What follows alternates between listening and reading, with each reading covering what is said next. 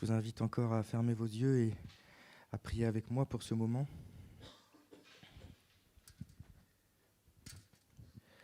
Seigneur, tu n'es pas impacté par les circonstances. Le temps, l'espace n'ont pas d'influence sur toi. Tu es immuable, solide, éternel. Et tu as contracté avec nous une alliance immuable, solide et éternelle. Et c'est au bénéfice de cette alliance et caché en toi que nous voulons maintenant ouvrir ta parole pour que tu puisses faire ce que tu as promis que tu ferais, c'est-à-dire de graver ta loi dans nos esprits, de graver la connaissance du Dieu vivant dans nos vies, à chacun de tes enfants. Au nom de Jésus-Christ. Amen. Voilà. Bonjour à tous. Alors je me suis lancé dans une série. Je pense que je continuerai de parler du sujet de cette série, à savoir le Saint-Esprit, mais que à partir d'aujourd'hui, je n'annoncerai plus mes messages comme la suite du précédent, parce que sinon on n'en finit plus. Il est probable que j'en parle encore peut-être des mois, mais voilà, d'accord. Donc il ne s'agit plus forcément d'une suite, parce que sinon à la fin, il faudra que... Enfin bref. Donc on est toujours dans cette vision-là, de cette réflexion sur le Saint-Esprit. Mais je voudrais ouvrir comme une parenthèse. Au début de ma réflexion, il y a quelques semaines, j'avais pensé parler du sujet dont je vais parler aujourd'hui, et puis finalement non.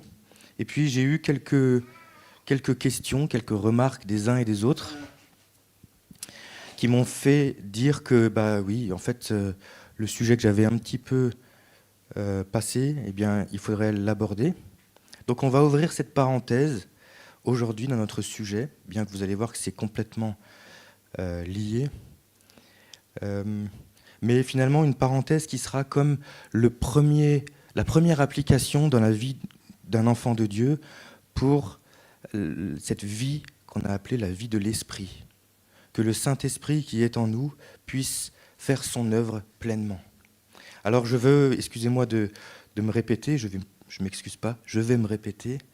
J'ai lu dernièrement Paul qui dit aux Philippiens « Je ne me lasse point de vous écrire les mêmes choses ». Alors du coup, je vais ce matin me présenter devant vous en vous disant « Je ne me lasse pas de vous dire les mêmes choses ». Si Paul l'a fait, je pense que je peux marcher à sa suite. Nous avons lu dernièrement Romains chapitre 8, verset 16 « L'Esprit lui-même rend témoignage à notre esprit que nous sommes enfants de Dieu ». Et je voudrais insister sur cette question aujourd'hui parce que, eh bien, je crois que si cette question n'est pas réglée, tranchée, établie dans notre vie, eh bien, c'est inutile de parler de la suite. On pourrait parler, je sais que je vais y revenir, il est tout à fait probable, et croyez-moi que c'était un petit peu volontaire de ma part, que après avoir parlé du Saint-Esprit pendant au moins 2 ou 3 prédications, vous soyez frustrés parce que je n'ai pas encore parlé de puissance. Je n'ai pas encore parlé de dons, et j'ai à peine parlé de fruits. C'est volontaire. Je le fais pour vous embêter. Parce qu'en fait, avant de parler de ces choses, il y a des fondements qui doivent être établis. Et je voudrais le redire, je pense que parfois, nous sommes passés trop vite sur ces fondements parce qu'on pense justement que ce sont des fondamentaux. Donc, on y passe, et après, il y a la vraie vie. Eh bien, je ne crois pas. Je crois que les fondements, c'est tout ce qui compte. Que le Christ en nous, eh bien, c'est tout ce qui compte. Et que finalement, on ne perd pas de temps à tourner autour du pot sur ces sujets-là, parce qu'en fait, il n'y a rien d'autre à voir après. Christ en nous, c'est le seul mystère qu'il faut trouver dans l'Évangile. Alors je voudrais m'appliquer ce matin à parler encore de ce sujet. L'Esprit, le Saint-Esprit, rend témoignage à notre esprit que nous sommes enfants de Dieu. Et nous avons vu les dernières fois que, eh bien, nous avons le Saint-Esprit et que ce Saint-Esprit est bloqué, entre guillemets, dans notre vie par nous-mêmes, par ce que la Bible appelle notre chair, notre vieil homme. Je ne vais pas répéter toutes ces choses. Et plusieurs, alors j'insiste parce que je ne cherche pas à mettre quelqu'un en particulier, je me permets de le dire parce que vous êtes plusieurs à m'en avoir parlé. Donc Si vous m'avez posé cette question, ce n'est pas forcément à vous que je parle ce matin, c'est entre autres, d'accord ? Plusieurs m'ont posé cette question. Je crois que le Saint-Esprit est en moi, mais je ne suis pas sûr que le Saint-Esprit est en moi. C'est une phrase qui semble contradictoire, mais oser la dire, je trouve que c'est merveilleux. Je crois que ce que la Bible dit, mais comment être sûr ? Comment être certain ? Comment être sûr que ma foi suffit ? Comment être sûr ? Et il y a dans le cœur de certains des doutes, non pas que la Bible est vraie, mais que ce que la Bible a dit qu'elle ferait, que ça se passe vraiment. Et cette question, souvent, si on discute un petit peu, on se rend compte qu'elle est liée à une autre question. C'est la même question, mais par rapport au salut. Je crois que je suis sauvé, mais comment être sûr que je suis sauvé ? Vous voyez ? Alors, ne levez pas la main, mais qui est-ce qui se pose parfois ces questions ? Je crois que Dieu existe, je crois que la Bible est vraie, mais parfois je ne suis plus sûr d'être sauvé. Je ne suis plus sûr d'être rempli du Saint-Esprit. Et je crois qu'il est bon de se poser cette question. Il est bon de se dire, je doute, je ne suis pas toujours certain de ces choses. Parce que vous voyez, le Seigneur, il n'est pas venu pour laver notre cerveau. Il est venu pour laver notre cœur. Alors moi, je pourrais essayer de vous laver le cerveau en vous disant, voilà ce que la Bible dit, voilà ce que la Bible dit. Et à force de le répéter, ça va rentrer. C'est ce qu'on fait aux enfants. Est-ce que ça marche ? Ben non. En tout cas, moi, j'ai hâte que ça marche. Si l'autoconviction était suffisante, surtout pour des sujets aussi profonds, aussi éternels, bien ça se saurait. Il suffirait qu'on se rappelle les choses de temps en temps et puis après on n'en parle plus. Non, la Bible n'est pas pour nous laver le cerveau, bien que parfois certains nous accusent de cela. Peut-être parce que certains utilisent la Bible pour faire cela. Mais la Bible, le Saint-Esprit de Dieu, l'œuvre de Jésus-Christ, est venu pour laver notre cœur. Alors attention, j'ouvre une toute petite parenthèse vraiment minuscule. Là, je parle de personnes qui ont donné leur vie à Christ et qui doutent que le fait d'avoir donné leur vie à Christ est suffisant. Si vous doutez de votre salut, mais que vous n'avez jamais demandé pardon à Jésus-Christ pour vos péchés, alors vous faites bien de douter de votre salut. Si vous doutez de votre salut alors que vous n'êtes pas né de nouveau, alors que vous n'avez pas été convaincu de votre distance avec Dieu, que vous n'avez pas été convaincu que le pardon vous remettait avec Dieu, alors oui, vous faites bien de douter de votre salut, parce que malheureusement, laissez-moi vous le dire, vous n'êtes pas sauvé. Je ferme la parenthèse. Mais si vous êtes dans ce cas, je réouvre la parenthèse. Si vous êtes dans ce cas, n'écoutez plus un mot de ce que je vais vous dire maintenant. Et parlez-lui. Parce que l'urgence de la repentance et du salut, l'urgence est là. Mais maintenant, je referme vraiment la parenthèse. Cette question, ce doute que nous pouvons avoir et que nous avons parfois du mal à assumer, parce qu'un chrétien, ça ne doute pas vrai ? Eh bien, nous nous la posons. Alors, je voudrais avoir quelques réflexions à propos de cette incertitude aujourd'hui, et vous allez voir au bout d'un moment qu'il y a quand même un lien avec mon Saint-Esprit. Je vous parle d'une incertitude qu'on pourrait appeler chronique. Vous savez, comme une maladie chronique que vous avez. Pendant des mois, peut-être des années, il ne se passe rien, et d'un coup, hop, ça se réveille. Et puis, il faut soigner, ça part, et puis hop, d'un coup, hop, ça se réveille. Et puis, la distance entre les deux moments est plus ou moins élevée. Le temps qui passe fait que vous savez que vous avez cette maladie, et puis vous savez qu'elle va peut-être venir, et vous savez qu'elle va se calmer. Et des fois, les crises sont plus ou moins longues, plus ou moins courtes, mais ça revient. Et nous devons stabiliser cette question avant la suite. Et je voudrais vous proposer qu'aujourd'hui, nous fassions cela ensemble. Et en l'écrivant, je me suis dit, je ne voudrais pas vous dire, des fois je vous dis ça, pensez-y cette semaine. Alors oui, pensez-y cette semaine, mais maintenant, peut-être qu'il est temps que nous stabilisions tous ensemble cette question. Voilà pourquoi je veux dire que c'est une parenthèse sur notre réflexion. Et quand Jean-Baptiste dit « il faut que Jésus croisse et que je diminue, eh bien c'est de ça dont il parle. Nous voulons mourir pour laisser l'Esprit régner. Et s'il vous plaît, quand on parle du Saint-Esprit, c'est de cette œuvre-là dont on parle. C'est de celle-là qu'on parle premièrement. La question qui nous bloque souvent, je vais amalgamer aujourd'hui le fait de douter d'avoir le salut, le fait de douter d'avoir l'Esprit de Dieu en nous. Et donc la question qu'on se pose souvent, elle se formule pas toujours avec les mots que je vais utiliser, mais je vais faire exprès, vous allez comprendre pourquoi. Bien souvent, cette question, c'est la suivante. Quelques mots. Dieu a-t-il réellement dit ? Dieu a-t-il réellement dit qu'il suffisait de croire en l'œuvre de Jésus pour être sauvé ? Dieu a-t-il réellement dit qu'il suffisait de se repentir pour être pardonné ? Dieu a-t-il réellement dit que l'obéissance de Jésus était suffisante pour payer notre dette envers Dieu ? Dieu a-t-il réellement dit qu'il n'y avait plus de condamnation ? Dieu a-t-il réellement dit que là où le péché abonde, la grâce surabonde ?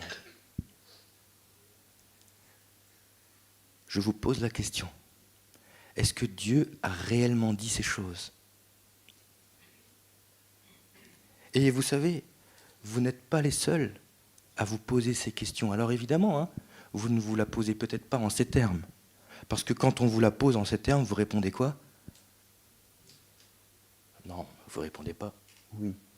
Vous répondez, allez, faites-le pour moi, s'il vous plaît.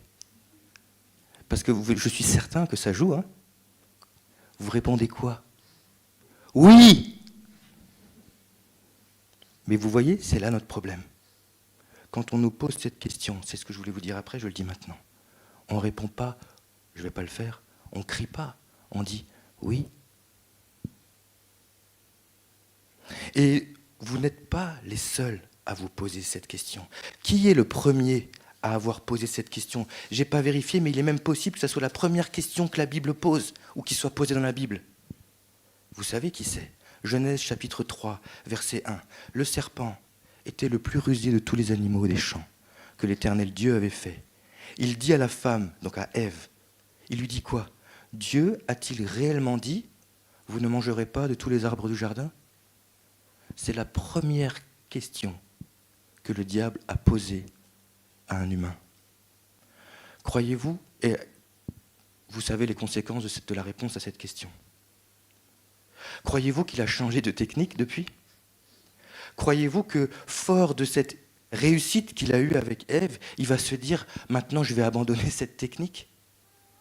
Croyez-vous qu'il a besoin de faire autre chose que de venir, lui le menteur, poser une question ? Dieu a-t-il réellement dit ? Et nous, comme Ève, au lieu de prendre notre micro et de dire « oui », eh bien on ne répond pas. Je ne sais pas comment dire, je vais dire en serpente, mais c'est un mauvais jeu de mots. Mais... Qu'est-ce qu'on doit faire face à cette question ? Et je vous assure, c'est ce qui se passe dans notre vie. Vous savez, le soir, on a vécu une belle journée, on était au culte le dimanche matin, l'après-midi on était en famille, et puis on a été maître de nous-mêmes, on a l'impression d'avoir vécu, vous savez, une journée sainte, ou au moins saine. On est content. Et on a bien géré la famille. Et puis on s'est dit, aujourd'hui, Seigneur, merci, c'était une belle journée. Et l'activité s'arrête, je me couche, je regarde le plafond. Et c'est là que le serpent, il arrive. Le plus rusé. Et il vient. C'était bien aujourd'hui, hein ? Ouais. Mais demain. Mais hier. Mais il y a 6 mois. Mais il y a 15 ans, mais il y a 60 ans, tu te souviens ? Il ne va pas vous dire vraiment « Dieu a-t-il réellement dit ?» parce qu'il a compris que dans la Bible, il y avait écrit ça. Donc il se dit « Bon, ils sont quand même malins, ils vont reconnaître. »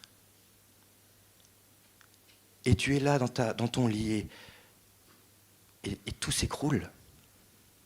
Mais Seigneur, mais est-ce que je suis vraiment sauvé ? Mais l'autre jour, le gars, il a dit que le Saint-Esprit était en nous. Mais non, il n'est pas en moi, c'est pas possible. Et puis tout s'écroule.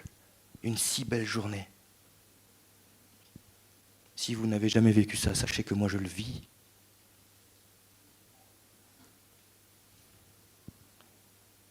Alors qu'est-ce qu'on doit faire face à cette question ? Je crois qu'il faut répondre à cette question. Vous savez, je ne suis pas de ceux qui veulent parler au diable. Mais la Bible nous explique quoi faire face au diable. Il n'est pas question de parlementer, d'argumenter avec le diable. Ça, c'est ce que Ève a fait. Et vous avez vu qu'elle n'a pas réussi, c'est normal. Donc ne croyez pas que nous allons réussir. Par contre, dans la Bible, il y a des exemples. Il y a l'exemple de Jésus d'abord, qui, dans Matthieu au chapitre 4, se retrouve dans le désert, tenté par le diable, où de la même manière, le diable vient poser des questions, vient insinuer des choses. Qu'est-ce que Jésus répond ? Il est écrit. Il est écrit. Il est écrit. Jacques, chapitre 4, verset 7, va nous dire « Résistez au diable ». Et qu'est-ce qu'il fera, le diable ? Il fuira loin de vous. Il n'est pas question de chasser le diable, au nom de Jésus-Christ. Bon, il y a d'autres moments dans la Bible où le diable est chassé. Mais là, il est question de résister au diable. Et Jacques nous dit tranquillement, et qu'est-ce qu'il fera ? Il fuira loin de vous. Le serpent, si je lui résiste, la Bible dit qu'il fuira loin de moi. Pierre, 1 Pierre chapitre 5, versets 8 et 9, soyez sobres, veillez. Votre adversaire, le diable, rôde comme un lion rugissant, cherchant qui dévorer. Résistez-lui avec une foi ferme, sachant que les mêmes souffrances sont imposées à vos frères dans le monde. Résistez-lui. Il rôde, soit comme le serpent, soit comme le lion. Vous avez compris que tout ça est une image. Il cherche une proie. Il cherche une brebis égarée. Une brebis seule, une brebis qui est dans l'incertitude. Et il vient simplement lui poser des questions. Il vient simplement lui poser des questions. Dieu a-t-il réellement dit ? Ce matin, je voudrais que tous ensemble, d'un commun accord, nous puissions répondre avec force. Oui. Oui. Dieu a-t-il réellement dit, je recommence toute ma liste, Dieu a-t-il réellement dit qu'il suffisait de croire à l'œuvre de Jésus pour être sauvé ? Éphésiens chapitre 2, versets 8 et 9. Car c'est par la grâce que vous êtes sauvés, par le moyen de la foi. Et cela ne vient pas de vous, c'est le don de Dieu. Ce n'est point par les œuvres, afin que personne ne se glorifie. Dieu a-t-il réellement dit qu'il suffisait de se repentir pour être pardonné ? Actes chapitre 3, verset 19. Repentez-vous donc et convertissez-vous pour que vos péchés soient effacés. 1 Jean chapitre 1 verset 9, « Si nous confessons nos péchés, il est fidèle et juste pour nous les pardonner et pour nous purifier de toute iniquité. » Dieu a-t-il réellement dit qu'il n'y avait plus de condamnation ? Romains chapitre 8 verset 1, « Il n'y a donc maintenant aucune condamnation pour ceux qui sont en Jésus-Christ. » Dieu a-t-il réellement dit que le péché abonde là où que là où le péché abonde, je vais trop vite, la grâce surabonde? Il l'a vraiment dit, pas vrai ? Romains chapitre 5, verset 20. Or, la loi est intervenue afin que l'offense abondât, l'ancienne alliance. Mais là où le péché a abondé, la grâce a surabondé, la nouvelle alliance. Dieu a-t-il réellement dit ? Nous savons quoi répondre. Et répondre à cette question, c'est résister au diable. Alors le soir, quand je suis face à mon plafond et que je pleure, et que cette question me vient, Dieu a-t-il réellement dit que tu étais sauvé ? Mes amis, répondez à cette question. Oui. Répondez à cette question.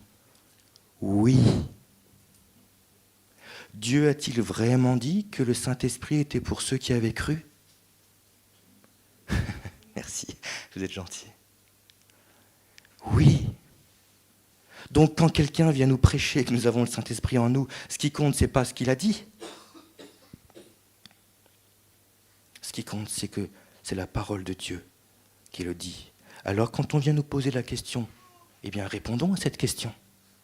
Pas avec un oui timoré. Dans notre cœur, vous savez, des fois, moi je suis comme ça, tout est dans mon cœur, vous le savez, hein. Mais on serre les dents et oui, c'est un combat cosmique que nous menons. Oui. Alors, je vais continuer un petit peu, d'accord? Parce que je sais que vous avez déjà fait ça. Et que malgré tout, parfois, la réponse n'est pas tranchée. Alors pour que ce oui ferme et définitif soit ferme et définitif, il ne doit pas venir de notre intelligence. Il ne doit pas venir d'un lavage de cerveau que je vais vous faire ce matin en vous disant changeons de technique, au lieu de dire ça, on va dire ça. Il ne doit pas venir de cela. Il doit venir d'une conviction spirituelle. C'est le verset que nous avons lu. Le Saint-Esprit rend témoignage à notre esprit. Une conviction. Et cette conviction, elle contient deux choses spirituelles que je voudrais voir avec vous ce matin. Des choses spirituelles et indestructibles, éternelles, comme la nouvelle alliance, éternelle. Ces choses, c'est la foi et l'obéissance. Alors, on commence par la foi. Pour résister au diable, nous avons lu, Pierre dit « Résistez-lui avec une foi ferme ». Il faut que nous ayons la foi. Cette foi est indispensable pour vaincre les doutes. La Bible dit qu'il faut combattre le bon combat de la foi. Et je crois que cette question de foi fait partie des sujets que nous avons traités avec trop de précipitation. Tu crois? Allez, go. Non, la Bible parle du combat de la foi. C'est donc que ce n'est pas seulement quelque chose que j'ai un jour et après je vais vivre ma vie. C'est un combat, une foi ferme.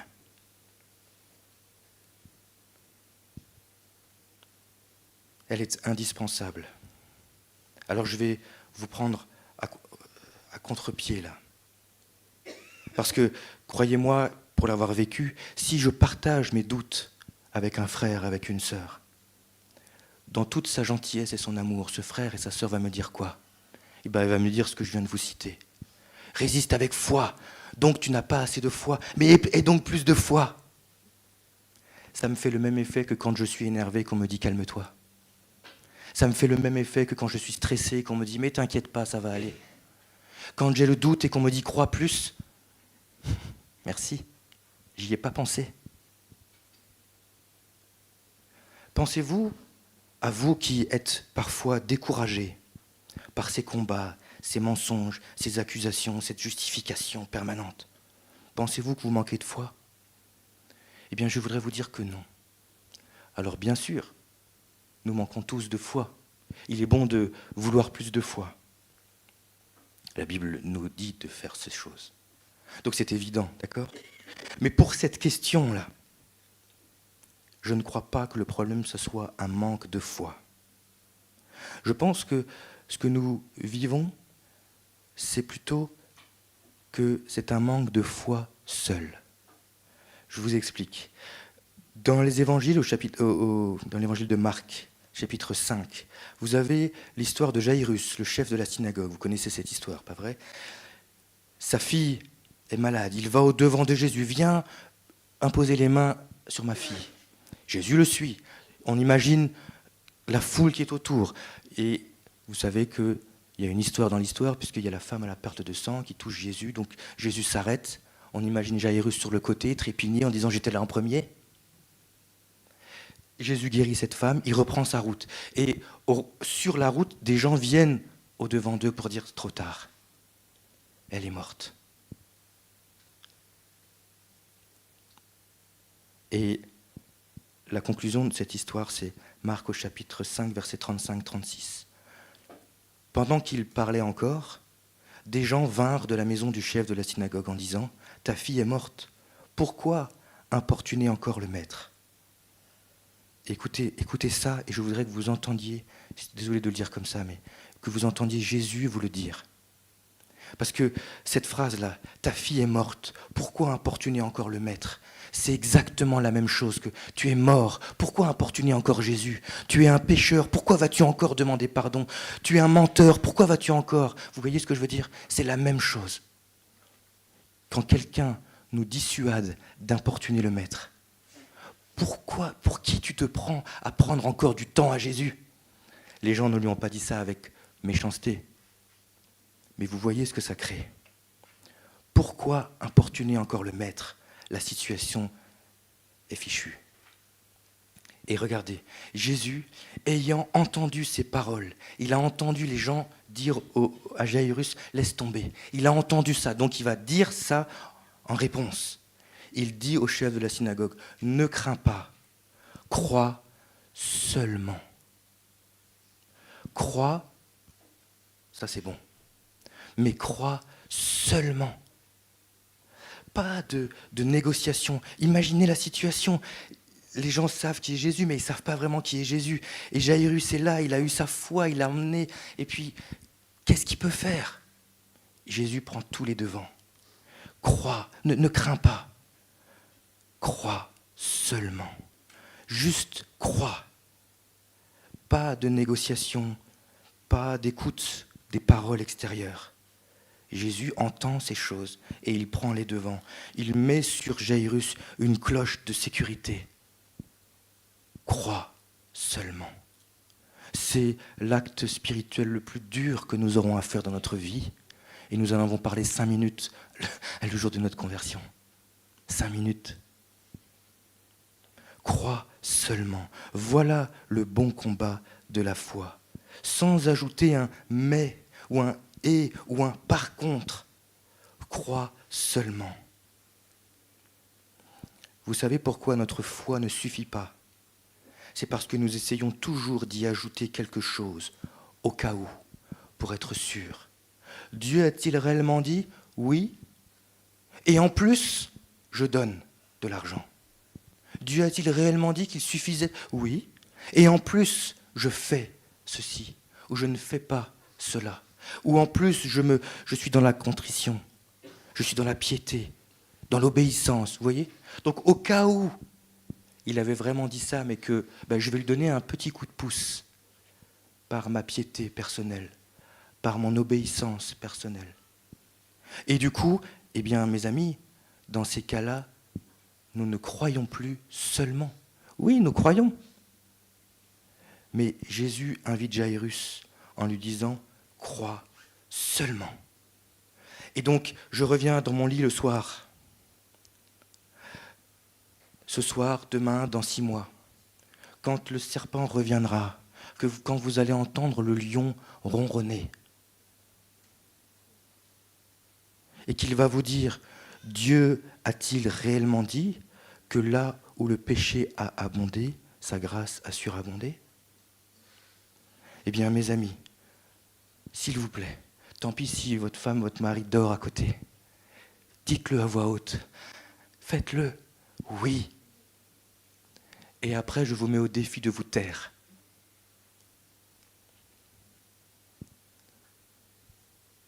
Ce sera le plus grand acte de foi que vous ferez. Après, si vous voulez, on parlera de guérir les malades. Nous voulons guérir les malades et nous n'arrivons pas à résister au diable. Dieu a-t-il réellement dit? Répondez-le. Oui.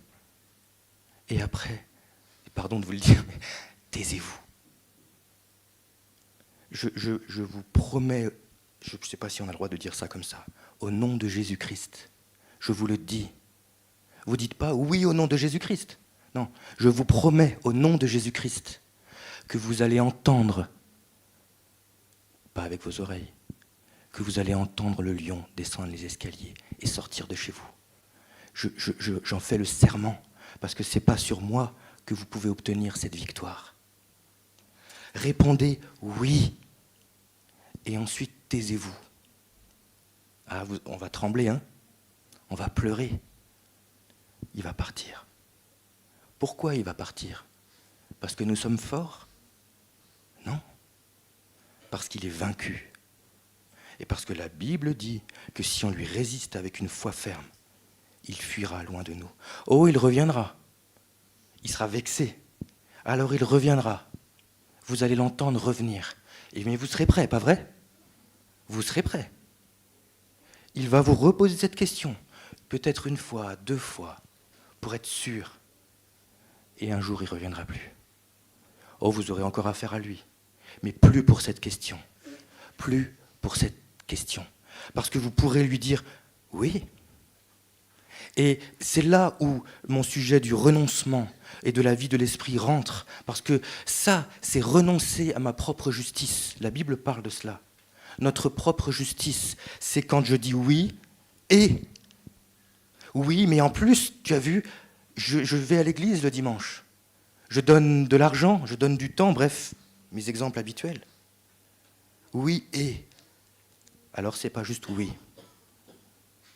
La foi seule. Renonce à toi-même. Renonce à rajouter quelque chose après le oui. Ça, c'est pour parler de la foi. Et je vous ai dit, il y a une deuxième chose, je pense, qu'il faut associer à cette foi. C'est l'obéissance. Alors là, encore une fois, je vous piège. Cette question que le diable pose à Ève, il vient, vous l'avez compris, sans cesse nous la poser d'une manière ou d'une autre. À nous qui parfois manquons d'assurance. Et avec le temps, cela crée dans notre cœur, dans notre pensée, ce que la Bible appelle des forteresses de pensée. Des raisonnements qui s'élèvent contre la connaissance de Dieu. Vous voyez ? Parce que, à force de ne pas me contenter d'un oui, j'ai un argumentaire prêt à déclencher dans mon cœur. Et quand je parle à mes frères et sœurs ou quand je parle à Dieu, je lui dis oui, je crois, et en plus je rajoute tout mon CV pour être sûr que ma foi soit passée au-dessus du tas, au-dessus du lot. Et toutes ces argumentations, ce sont des forteresses de pensée. Et Paul nous dit quoi faire de ces forteresses de pensée. 2 Corinthiens, chapitre 10, versets 4 et 5. Écoutez, c'est encore en plein dans le sujet. Car les armes avec lesquelles nous combattons ne sont pas charnelles, humaines. Elles sont puissantes devant Dieu. Pour faire quoi ? Pour renverser des forteresses, pour renverser les raisonnements et toute hauteur qui s'élève contre quoi ? Contre la connaissance de Dieu. Nous l'avons lu pour la Sainte Seine, la connaissance de Dieu, c'est le fruit de la nouvelle alliance. Il y a des raisonnements, des hauteurs, des forteresses qui s'élèvent contre la connaissance de Dieu. Et cette fois-ci, ce n'est pas le diable, c'est nous. C'est notre pensée, notre argumentaire, notre sagesse. Et Paul dit, quoi faire avec ces pensées ? Nous devons amener toute pensée captive à l'obéissance de Christ. Alors, j'ai médité sur ce texte dernièrement. Notre problème, on l'a dit tout à l'heure, ce n'est pas, pour cette question en tout cas, un manque de foi, même si, je le redis, attention, il nous faut plus de foi, c'est évident. Mais notre problème, ce n'est pas non plus un manque d'obéissance, même s'il est évident qu'il nous faut plus d'obéissance. Mais cette assurance-là, ce doute que nous avons, ne sera pas comblé par plus d'obéissance.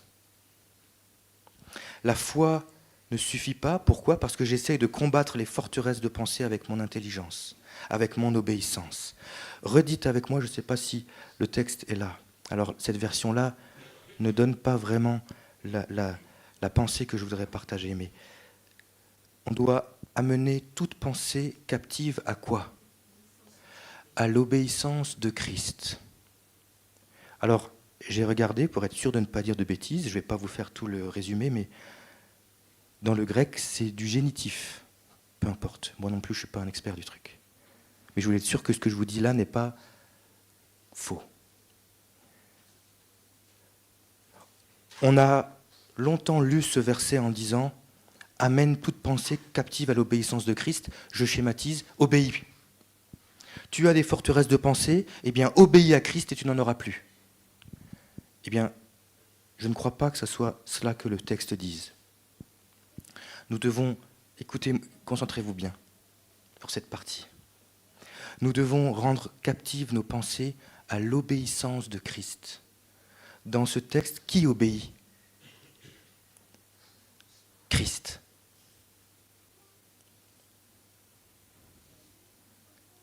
Dans ce texte, qui obéit? C'est Christ. Et alors là, tout change. Parce que oui, à notre oui ferme et définitif, il faut ajouter la foi seule et il faut ajouter l'obéissance. Mais l'obéissance de qui? Allez, de Christ. L'obéissance de Jésus-Christ. C'est à son obéissance que nous devons rendre nos pensées captives. Et là, tout d'un coup, tout s'éclaire. Parce que si je dois rendre captives mes pensées à mon obéissance, on est fichu. Et vous êtes fichu, pardon, vous êtes peut-être un peu plus obéissant que moi, mais ça ne suffira quand même pas. Mais là, Paul nous dit, rendez vos pensées captives à l'obéissance de Jésus-Christ, qui n'a pas vu comme une proie à arracher d'être l'égal du Père, qui s'est humilié, qui a obéi jusqu'à la mort de la croix. Il a obéi parfaitement, parce que nous n'en étions pas capables. L'ancienne alliance est une ancienne alliance, justement à cause de cela. Notre obéissance ne suffisait pas. Alors Christ s'est dit, je vais me lever et j'irai obéir pour eux. C'est merveilleux. Je ne sais pas comment vous dire ça, c'est merveilleux. Il est venu obéir à ma place. Et donc quand je vois le Christ obéir à ma place, je peux rendre mes pensées captives à son obéissance.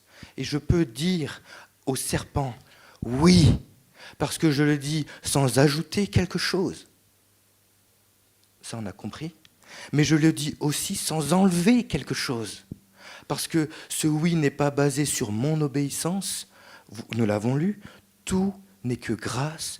Tout ne découle que de l'œuvre de Jésus-Christ. Nous n'avons rien à y enlever. Nous n'avons rien à y ajouter. Rien. Rien du tout.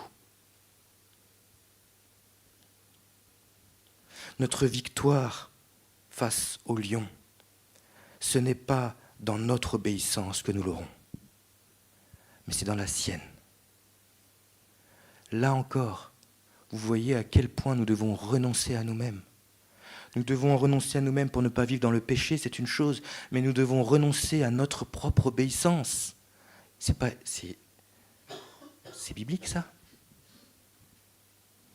Nous devons renoncer à notre propre obéissance. Donc oui, il nous manque l'obéissance, mais pas la mienne, la sienne. Alors, je voudrais vous laisser ces deux pensées. Je continue un petit peu, parce que sinon...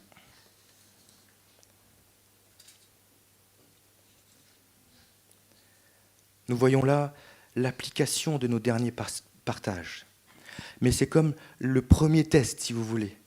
Le premier test, et j'insiste, sur lequel nous sommes parfois passés tellement vite. Et nous voulons chasser les montagnes. Si tu as de la foi, comme un petit grain de montagne. La montagne bougera de là, bougera de là, bougera de là. Si tu as de la foi, comme un petit grain de moutarde.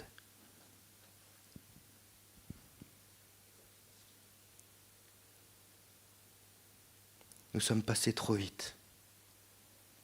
Et l'application de nos derniers partages, je le répète, sur la puissance du Saint-Esprit. Nous avons vu la dernière fois, le vieil homme doit mourir pour laisser l'Esprit jaillir. Mais notre vieil homme, sachant cela, nous demande de nous baser sur notre propre obéissance, alors que la Bible nous demande de compter sur celle de Christ. Notre vieil homme nous demande d'ajouter quelque chose à notre foi, alors que Jésus nous demande de ne pas nous inquiéter et de croire seulement. Voici pour nous aujourd'hui le premier pas. Et j'insiste sur le fait de dire, on a le temps avant de conquérir le monde pour Christ. Quand je dis ça, ce n'est pas tout à fait vrai. Quelqu'un pourrait me dire, non, il y a urgence, je suis d'accord. Mais avant, vous savez, si vous voulez travailler aux urgences, parce qu'il y a des urgences, si vous toquez à l'hôpital en disant « j'aimerais participer », ils vont vous dire « oui, mais il faut être docteur ». « Mais il y a urgence, je veux aider ». « Oui, merci. Mais si tu viens nous aider sans être docteur, tu vas nous embêter. Tu vas même faire des choses, des accidents. Tu vas causer des problèmes. Alors oui, il y a urgence dans le monde. Mais avant de mettre le gyrophare sur notre voiture et de partir sauver l'humanité. Il faut que le soir, dans notre lit, nous soyons sereins face aux questions qui nous sont posées. Alors, crions-le. Oui, c'est le titre du message. Parce qu'on dit souvent que le diable pose cette question, mais on oublie toujours de répondre. Répondons. Oui, Dieu a réellement dit que l'obéissance de son Fils était pleinement suffisante. Vous savez, les Corinthiens avaient tous les dons, mais Paul, il ne les a pas loupés. Alors dites-moi, est-ce que vous voulez tous les dons? Ah oui. Isaac nous a posé la question la dernière fois, est-ce que vous voulez plus d'argent? Ah oui, oui. Il ne s'agit pas d'avoir une espèce de fausse humilité en disant « moi je ne recherche pas les dons, je recherche que… » Non, je ne suis pas du tout en train de… Je suis un peu, j'espère que je ne suis pas trop excessif, mais je vais dans un sens volontairement. Vous comprenez que je ne suis… Et d'ailleurs, je vous le dirai à un moment donné pour qu'on soit certains entre nous, je ne suis pas du tout contre le parler en langue, la manifestation des dons, la prophétie, tout ça. Pas du tout. Au contraire, pas du tout, et on en parlera. Mais avant de parler de ces choses, pour ne pas se retrouver dans la confusion des Corinthiens, qui eux avaient tous les dons, nous devons comprendre qu'avant de parler de la puissance du Saint-Esprit, nous devons vivre la liberté qu'il nous accorde. Pas la liberté pour aller dans le cœur des autres, la liberté pour dormir sans crainte. Sans crainte. Et vous savez, le diable déteste ce que je suis en train de vous dire. Il déteste que vous l'entendiez. Alors je sais qu'il va peut-être même rugir un petit peu plus fort ces prochains temps. Ah ouais, vous voulez avoir la foi seule? Eh bien on va voir. Jésus nous a dit, ne crains pas. C'est pas moi qui vous le dis, si je vous le dis, je suis d'accord que ça va vous agacer. C'est Jésus le Christ, le Créateur du monde, notre Sauveur, qui nous dit, ne t'inquiète pas, crois seulement, et ensuite vous vous retournez dans votre lit. Et vous dormez.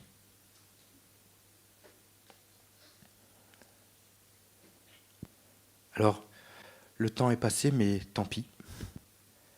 Nous allons prier quelques instants, s'il vous plaît. Parce que je ne peux pas, et tant mieux, je ne peux pas prier pour vous, quelqu'un ne peut pas prier pour vous, pour que vous disiez oui. Je peux prier pour vous si vous le souhaitez, quelqu'un peut prier pour vous ici. Mais c'est vous qui devez dire oui. C'est vous. Alors, on va prier maintenant. Je vous invite à y penser cette semaine, évidemment. Mais on va y penser maintenant. Est-ce que Gaston, tu serais d'accord de… Tu seras tout seul, ça ne te dérange pas, je te prends au dépourvu peut-être, mais… On va chanter quelques chants. On ne va pas s'avancer. Mais on va prendre quelques minutes, pas quelques secondes, pour se souvenir. Il y a un conflit, et j'insiste sur le fait que ce conflit est presque cosmique. Donc, quelque chose d'éternel se joue dans notre cœur, qui oppose ce qu'il y a de Dieu en nous et nous-mêmes, qui n'est pas encore mort, vous voyez? Et à cela viennent s'ajouter les questions du diable. Mes amis, ce conflit ne se gagne pas par notre propre justice, par nos œuvres ou par notre argumentation. C'est-à-dire qu'il ne s'agit pas d'aller prêcher au diable. Le diable, il ne veut pas être convaincu. Il a vaincu, c'est comme Goliath. Goliath, il vient crier et tout le peuple tremble. Et il n'y en a qu'un seul dans le peuple qui savait que Dieu, on n'insulte pas. Et bien là, c'est la même chose. Vous n'avez pas besoin de faire une prédication au diable. Vous n'avez pas besoin de lui envoyer la vidéo d'aujourd'hui. Lui, il n'a pas besoin d'être convaincu. Il a besoin qu'on lui résiste pour fuir loin de nous. Alors, ce conflit se gagne en pliant le genou. Et j'insiste parce que c'est difficile. Jésus nous a dit de renoncer à nous-mêmes. Renonce à ton mais. Vous savez, à 3 reprises dans Luc, quand Jésus était sur la croix, à 3 reprises, quelqu'un est venu lui dire « Sauve-toi toi-même ». Le diable vient nous dire la même chose. Jésus nous dit de nous charger de notre croix pour mourir. Et le diable vient nous dire « Mais si tu es le roi des Juifs, si tu es le Fils de Dieu, mais sauve-toi toi-même ». Dieu a-t-il réellement dit qu'il fallait prendre sa croix? Vous voyez, on n'en finit jamais. Et Jésus, n'a pas répondu. Parce qu'il devait mourir. S'il s'était sauvé lui-même, ça aurait été un miracle extraordinaire. Mais lui, il avait un miracle encore plus grand. Jacques, chapitre 4, verset 7, on l'a lu tout à l'heure, j'ai tronqué volontairement le début. Je vous ai dit, résistez au diable et il fuira loin de vous. Mais Jacques dit, soumettez-vous donc à Dieu. Acceptez que sa parole est suffisante. Soumettez-vous, renoncez à ajouter quelque chose à son œuvre. Et alors, résistez au diable. Et alors, il fuira loin de vous. Il ne s'agit pas de faire de l'exorcisme. Il s'agit de proclamer la vérité. Croyons cette vérité et proclamons-la. Et je vous assure encore une fois, oui, Dieu l'a réellement dit. Amen. Alors nous allons chanter quelques chants. Ce n'est pas nécessaire de chanter, mais c'est pour que nous puissions avoir un moment de communion ensemble et en même temps intime. Vous voyez, c'est-à-dire que pas besoin forcément de prendre la parole. Si vous voulez que quelqu'un prie pour vous, venez nous voir, mais juste se remémorer ces choses. Je serai leur Dieu, ils seront mon peuple. David, qui entend que Goliath insulte Dieu et qui dit mais personne ne va rien lui dire à celui-là. Vous allez tous avoir peur de lui combien de temps? David, c'est pas moi, hein. C'est pas vous n'êtes pas David. Hein. David, c'est Jésus-Christ qui a vaincu le diable. Seigneur Jésus, je suis bien novice dans ces questions-là et bien imparfait pour parler. Mais je veux me hisser sur tes épaules et apercevoir l'accomplissement de ton œuvre. L'accomplissement de ton œuvre quand tu as dit que tu étais venu pour libérer les captifs. Seigneur, tu nous vois ce matin qui sommes parfois captifs du mensonge du diable, captifs de ses accusations, captifs de ses questions. Et comme une maladie chronique, nous n'arrivons pas à vivre librement. Seigneur, je veux mettre foi en toi. Tu es venu pour libérer les captifs. Seigneur, tu sondes nos cœurs. Et à ceux qui ne se sentent pas captifs, mais qui le sont, Seigneur, montre-leur. À ceux qui se savent captifs et qui sont perdus, montre-leur. Et à ceux qui sont libres, rappelle-leur cette liberté. Et je te prie, Seigneur, de conduire par ton Saint-Esprit ces instants de prière que nous allons passer maintenant. Pendant quelques minutes, Seigneur, nous voulons tourner nos regards vers ce que tu as réellement dit. Et nous voulons déposer dans notre esprit un fondement solide. Je te prie pour les prochains temps où nous allons réentendre ces questions, que nous puissions nous souvenir que la foi seule va répondre et que ton obéissance seule est suffisante pour que ce oui soit suffisant. Seigneur, que toutes ces choses puissent s'éclaircir dans nos esprits maintenant et que tous ici nous puissions témoigner que nos esprits ont reçu le témoignage que nous étions des enfants de Dieu. Amen. Voilà, prions maintenant quelques instants.